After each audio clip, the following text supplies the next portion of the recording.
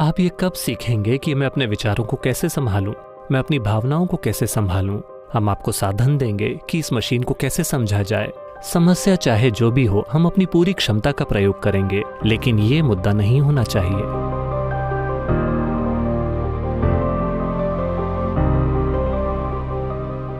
जीवन में ऐसे कई मौके आते हैं जहां हमें लगता है कि हम उदास हैं, हम अकेले हैं और हर कोई हमारे खिलाफ है।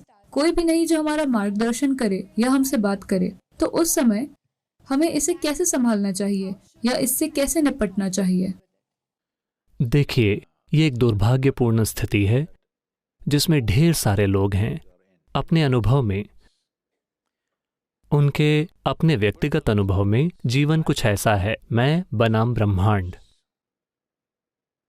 ब्रह्मांड के साथ मुकाबला करना एक बेवकूफ़ी भरा काम है। आपको इस मुकाबले में नहीं पड़ना चाहिए। हेलो, मैं बनाम ब्रह्मांड एक बहुत बुरा मुकाबला है। क्या आप भी सहमत हैं?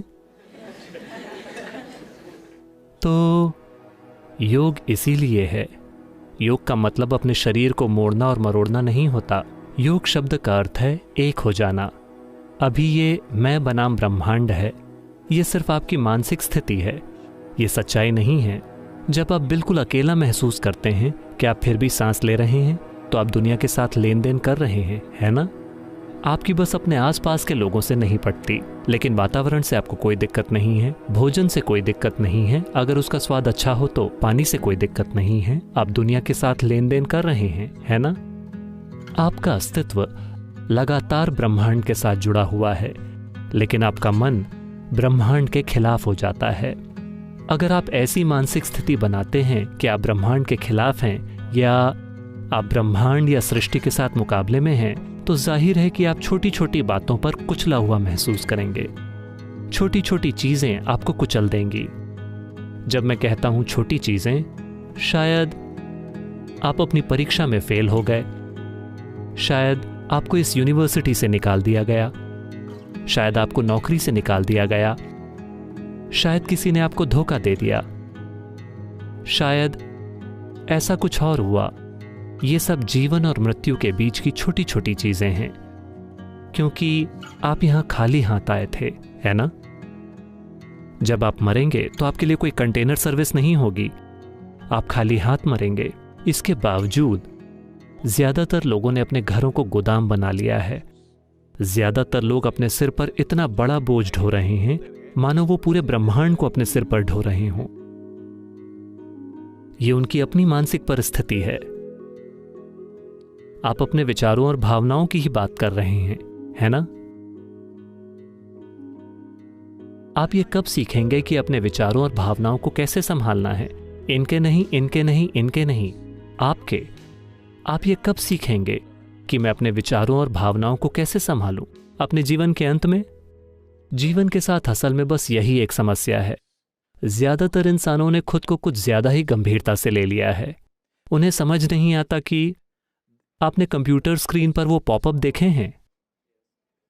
आप इस ग्रह पर एक पॉपअप हैं। आप 2 सेकंड के लिए पॉपअप होते हैं और पॉप आउट हो जाते हैं। नहीं नहीं, आपको देखना चाहिए। आपकी और मेरी तरह के अनगिनत लोग इस धरती पर चले हैं। वो भी बड़े लोग थे। वो कहाँ हैं? सब सतह की मिट्टी बन गए। बन गए कि नहीं?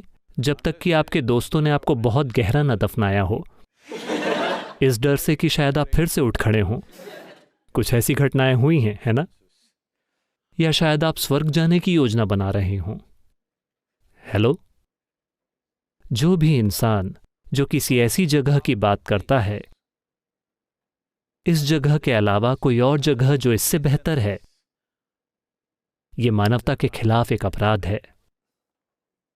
मेरा मूलभूत काम है सभी स्वर्गों को नष्ट करना, ताकि लोग यहां अच्छे से रहना सीखें। वे सभी बेवकूफ जिन्होंने खुद को नरक बना रखा है, वो स्वर्ग जाना चाहते हैं। उन्होंने इस जगह को खराब कर दिया और अब वो स्वर्ग जाना चाहते हैं। मैं आपसे पूछ रहा हूं, क्या आपके पास कोई सबूत है? क्या आपके पास कोई सबूत है कि आप पहले से ही स्वर्ग में नहीं हैं और इसे खराब कर रहे हैं? क्या आपके पास कोई सबूत है? आप पहले से ही स्वर्ग में हैं और इसे खराब कर रहे हैं। हाँ, सिर्फ इसलिए क्योंकि आप ये भी नहीं सीख रहे कि अपने विचार और भावना की बुनियादी क्षमताओं को कैसे संभालें, है ना? Your only justification is, everybody is like this only. That's how it is in a madhouse. आपका एकमात्र तर्क ये है कि हर कोई ऐसा ही है, पागलखाने में ऐसा ही होता है, सिर्फ डॉक्टर पागल नजर आता है। तो आप इसे कब संभालेंगे? आराम से 60 की उम्र में? बताइए, आप कब सीखेंगे कि मैं अपने विचारों को कैसे संभालूं, अपनी भावनाओं को कैसे संभालूं, अपने शरीर को कैसे संभालूं, अपनी केमिस्ट्री को कैसे संभालूं? आप इसे कब सीखेंगे? अपने जीवन के अंत में? क्योंकि इस बात का बहुत चलन हो गया है। आध्यात्मिकता कब करें? यानी जब आप 70 साल के हो जाएं, जब आप और कुछ भी करने के लायक ना रहें। नहीं, जितनी जल्दी से जल्दी हो सके। आपके बारे में जो सबसे गहरी चीज है, स्वर्ग के बारे में नहीं, इस जीवन के बारे में आपको जो कुछ पता होना चाहिए, आपको जल्द से जल्द जान लेना चाहिए, है ना? तभी आप एक समझदारी भरा जीवन जी पाएंगे। अगर हम एक चुटकुला सुनाए तो चलेगा? आप बुरा तो नहीं मानेंगे? क्योंकि पिछले कुछ सालों में मैंने इससे ज्यादा गंभीर समूह नहीं देखा है। इसमें से कितने लोग जर्नलिस्ट हैं? ज्यादातर लोग। अच्छा,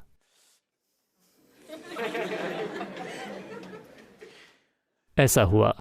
शंकरन पिल्लई जब वो पेरिस में थे, उन्होंने एक फ्रेंच महिला से शादी की।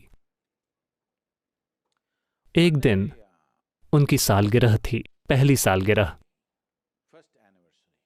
तो उनकी पत्नी ने कई दोस्तों को आमंत्रित किया और वो सब कुछ वाकई ताज़ा बनाना चाहती थी, हर चीज़ फ्रेश।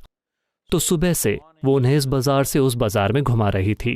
वो ताज़ा सब्जियां, ताज़ा मांस, ताज़ा चिकन, ये वो सब कुछ लेकर आए। फिर शाम को पत्नी ने कहा, क्योंकि फ्रेंच लोग घोंघों का एक एपेटाइजर खाते हैं, पत्नी ने कहा समुद्र पर जाओ और कुछ ताज़ा घोंघे लेकर आओ और मैं सभी दोस्तों के लिए एक एपेटाइजर बनाऊंगी। तो शंकरन पिल्लई समुद्र तट पर गए और वो सभी घोंघों को उठाकर उन्हें बाल्टी में डाल रहे थे।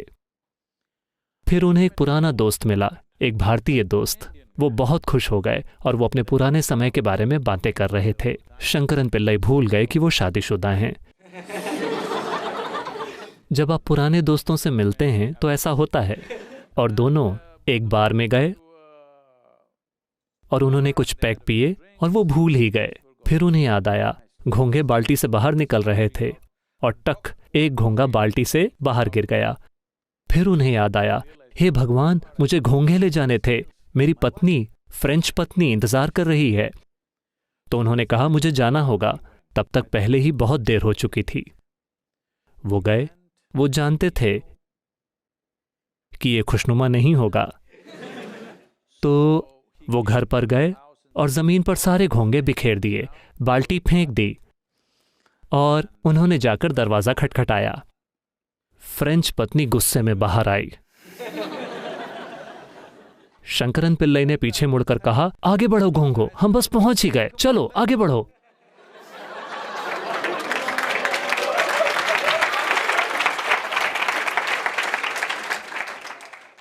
तो आप कब अपने घोंघों को उठाएंगे और उन्हें बाल्टी में डालकर उन्हें ठीक करेंगे? आपकी समस्याएं, आपको उन्हें ठीक करना चाहिए, है ना? ये समस्याएं नहीं हैं। मैं चाहता हूं आप ये समझें कि आप अपने जीवन से दुखी नहीं हैं। आप बस दो शानदार क्षमताओं से दुखी हैं, जो सिर्फ ये मानव होने का सौभाग्य है कि हमारे पास ये दो शानदार क्षमताएं हैं। पहली ये कि हमारे पास एक स्पष्ट याददाश्त है। इस याददाश्त के कारण ही हमारा जीवन काफी अधिक समृद्ध है किसी भी दूसरे प्राणी की तुलना में, और हमारे पास एक शानदार कल्पना शक्ति है। अभी आप इसी से दुखी हैं। 10 साल पहले जो हुआ था, आप अभी भी उससे दुखी हो सकते हैं। क्यों? आप जीवन से दुखी हैं या याददाश्त से? हेलो? याददाश्त से। परसों शायद जो हो, आप पहले ही उससे दुखी हैं। आप जीवन से दुखी हैं या कल्पना से? आपके पास जो दो सबसे शानदार क्षमताएं हैं, आप उनसे दुखी हैं। तो आप क्या मांग रहे हैं? आप एक बार फिर से एक केंचुआ बनना चाहते हैं। केंचुआ एक बहुत ही इको फ्रेंडली प्राणी है, मुझे उससे कोई शिकायत नहीं है। लेकिन लाखों सालों के विकास के बाद आपको इतना बड़ा दिमाग मिला है और अब आप इससे दुखी हैं। अगर हम आपका आधा दिमाग निकाल दें तो निश्चित रूप से आप यहां बिना किसी बेचैनी के, बिना किसी दुख के बैठेंगे, बिल्कुल शांत। हमें करना यह है कि हमें आपका दिमाग निकाल देना है, क्योंकि आप अपनी ही बुद्धि से दुखी हैं, हाँ या ना? क्योंकि हमने आपको एक बहुत ही जटिल मशीन दी है। आपने यूजर्स मैनुअल को पढ़ने की तकलीफ भी नहीं उठाई है, आप बस इसे जैसे तैसे चलाना चाहते हैं। नहीं नौजवानों, समय आ गया है कि आप अपने बारे में कुछ बातें जान लें। अगर आप नहीं जानते कि कैसे, तो हम आपको साधन देंगे कि इस मशीन को कैसे समझा जाए, क्योंकि आपके जीवन में कई मुद्दे आएंगे। आपके जीवन में ज्यादा मुद्दे आते हैं, यानी आप एक ज्यादा सक्रिय जीवन जी रहे हैं। कुछ नहीं आया मतलब आप जी ही नहीं रहे हैं। हाँ, हर दिन कई मुद्दे होंगे।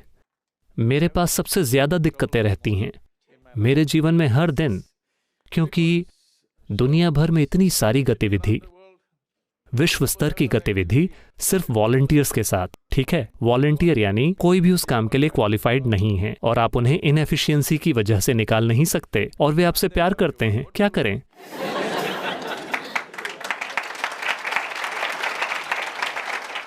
ये एक बात आपको पक्की करनी चाहिए कि आपके जीवन में आप खुद मुद्दा नहीं हैं।